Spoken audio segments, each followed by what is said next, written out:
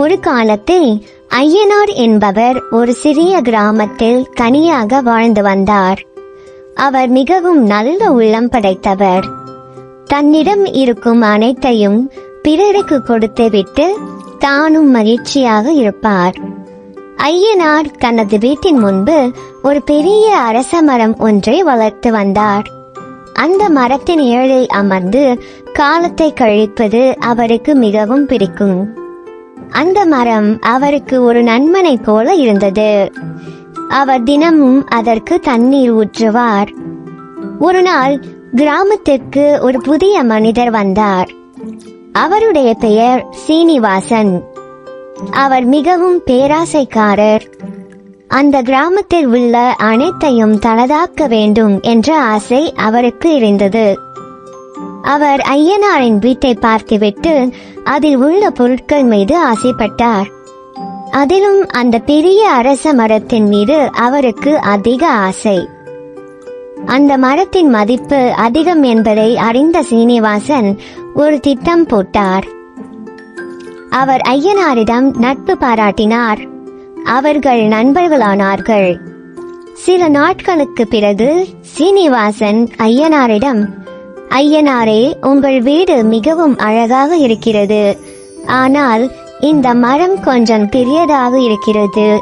இதை வெட்டிவிட்டால் உங்கள் வீடு இன்னும் அழகாக தெரியும் என்றார். ஐயனார் மறுத்துவிட்டார். ஆனால் சீனிவாசன் விடவில்லை. அவர் அந்த மரத்தை பற்றி பல கெட்ட விஷயங்களை சொல்லி ஐயனாரை பயமுறுத்தினார். கடைசியாக ஐயனார் மனம் இறுகி மரத்தை வெட்ட ஒப்புக்கொண்டார். மரம் வெட்டப்பட்டதும் சீனிவாசன் மிகவும் சந்தோஷப்பட்டார்.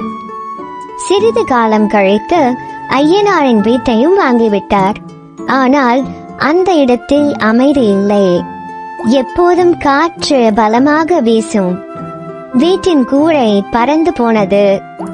சீனிவாசனுக்கு பயம் ஏற்பட்டது. அவர் அந்த வீட்டை விட்டு போனார். அந்த இடத்தை மட்டும்தான் காற்று பலமாக வீசியது. மற்ற இடங்களில் எல்லாம் சரியாக இருந்தது. அப்போதுதான் சீனிவாசனுக்கு புரிந்தது, அந்த மரம்தான் அவர்களுக்கு காற்றை தடுத்து நிறுத்தியது என்பது. அவர் செய்த தவறுக்கு வருந்தினார். ஐயனார் அந்த இடத்தை விட்டு வேறு இடத்திற்கு சென்று விட்டார். அவர் எங்கு சென்றாலும் அவருடன் ஒரு சிறிய மரக்கன்று இருக்கும்.